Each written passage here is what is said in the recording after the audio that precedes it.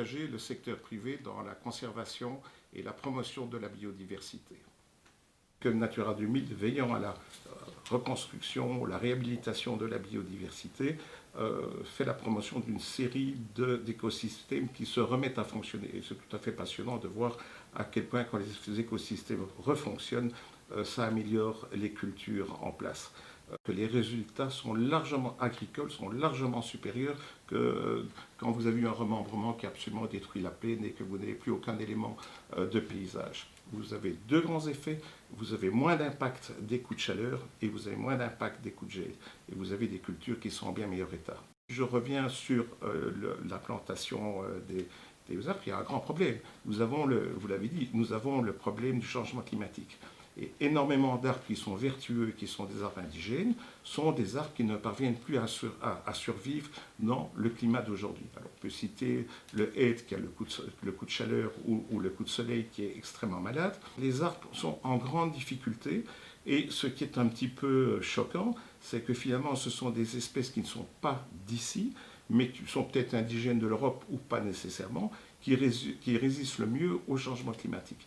Le grand problème, c'est que la réglementation doit être visitée parce qu'on n'a pas considéré qu'il y aurait le changement climatique en 92 et ce changement climatique fait que les arbres devraient se retrouver 500 que nous développons et que nous soignons ici devraient être 500 km plus au nord qu'aujourd'hui. Ah oui, je pense que si on ne s'adapte pas aux conditions du changement climatique, on ne parviendra pas à restaurer la biodiversité. Si l'on fait une photographie de la biodiversité comme elle était il y a 200 ans, il y a 300 ans, avec le climat qu'on a aujourd'hui, qui n'est pas le climat d'il y a 300 ans, on a tout faux. Et malheureusement, pour des raisons administratives, on n'a pas encore pris ceci suffisamment en considération.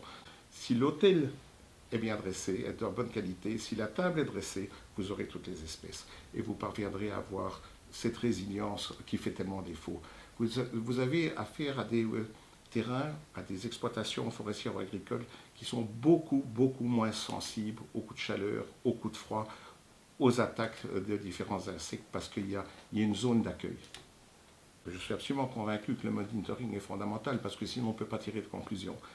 Et donc j'appelle de tous mes voeux l'effort de l'AFTERA pour introduire et réfléchir aux espèces qui sont les mieux en station. ILO et WWF ont publié une étude démontrant ou invitant la Commission européenne et les acteurs à planter essentiellement les 3 milliards d'arbres envisagés comme en haies et comme bande de connectivité, parce que c'est l'interconnectivité qui va permettre de restaurer la biodiversité. Il faut recréer des couloirs, et des corridors entre, sinon les espèces ne peuvent pas survivre.